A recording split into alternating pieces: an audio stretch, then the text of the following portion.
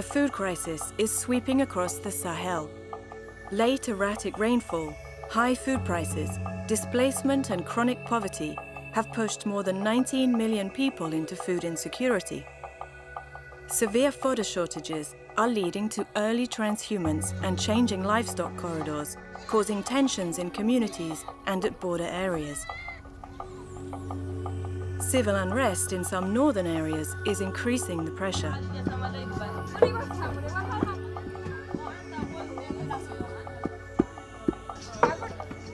If the most vulnerable people don't get help now, the situation will deteriorate fast.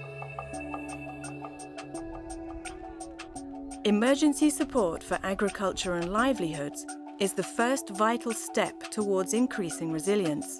And the UN Food and Agriculture Organization is supporting farmers, pastoralists and agropastoralists across the region. In Chad, an FAO vegetable gardening project is targeting almost 7,000 people, including many female-headed households. Thanks to seeds, tools and training, they will have a chance to sustain their families beyond the current crisis. The situation this year is much worse than last year. This year, we haven't been able to produce a single kilogram of millet. But luckily, the vegetables we are growing here are keeping us going during the hardest time of year. In Niger, FAO is distributing improved millet seeds in partnership with the NGO Concern. This came just in time. These people really need the seeds. Last year was not good. The harvest failed. And the provision of animal feed and goats will boost the income and food security of thousands of families. In Burkina Faso, FAO is distributing improved millet seeds and niébé beans.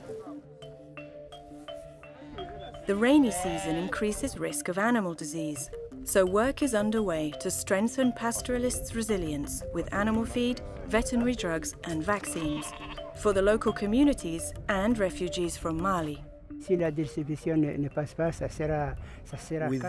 distributions, it will be a catastrophe.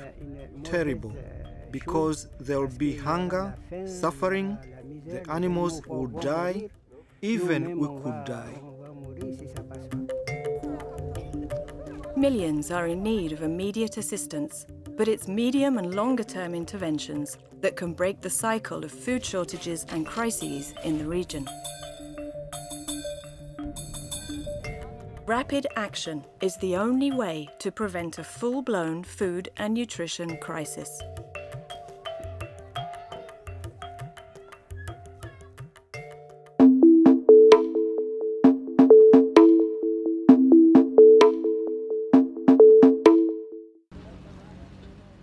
The Bekaa Valley is the poorest part of Lebanon. Wages are low, prices are high, unemployment is rife. These people have their own problems, but when Syrians from nearby Damascus and Homs began arriving, they shared what little they had.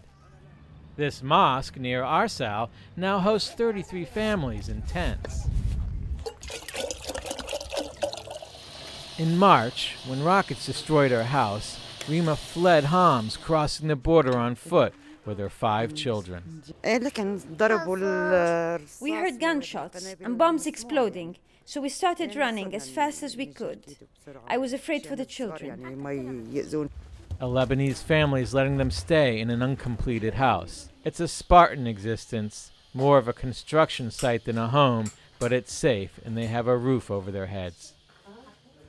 The trauma and fear of their escape and an uprooted life is not easy to forget, especially for children.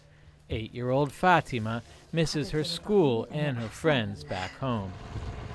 Syrians escaping Homs have to cross these hills in the middle of the night, sometimes on foot and carrying only a few belongings. But when they get here to Lebanon, there's not much they can do because the economy here is suffering as well. So the World Food Program has a plan to help everybody. With only the clothes on their backs, Fatima and her 4 children escaped from Homs in February. Today, a volunteer gives her a lift to go shopping. Every month, she receives a voucher from WFP, allowing her to buy food in local shops. It's an innovative system especially designed for situations like these, where food is available in markets, but too expensive. It also allows them to buy a variety of food, like fresh produce, meat, eggs, and milk. In Lebanon, almost 30,000 refugees will receive vouchers in July, turning what could be a burden into a boost for the local economy. WFP is preparing to help 850,000 in Syria itself and up to 120,000 refugees outside. As Lebanon struggles to avoid being pulled into the violence in Syria, a family meal may not seem like much. But in this troubled region, a little comfort and stability goes a long way.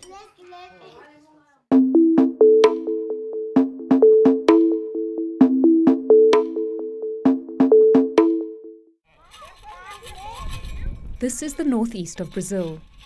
It's a vast semi-arid area, and the low erratic rainfall here makes it difficult to earn a living from the land. In fact, this area has the highest concentration of rural poverty in all of Latin America. For years, Ulysses dos Santos and his family struggled to grow anything outside their house. Irregular rainfall was not their only challenge. The soil here was also far too toxic. The cause?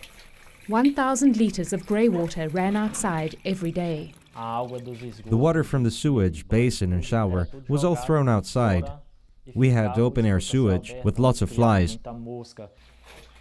More than 1 million families in this area have a similar problem.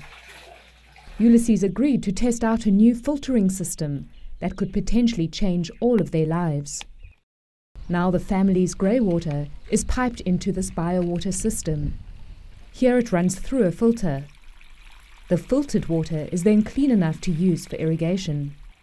This system was designed by Luis Monteiro Neto from the Dom Helder Camara project, supported by IFAD, the UN agency that works to alleviate poverty.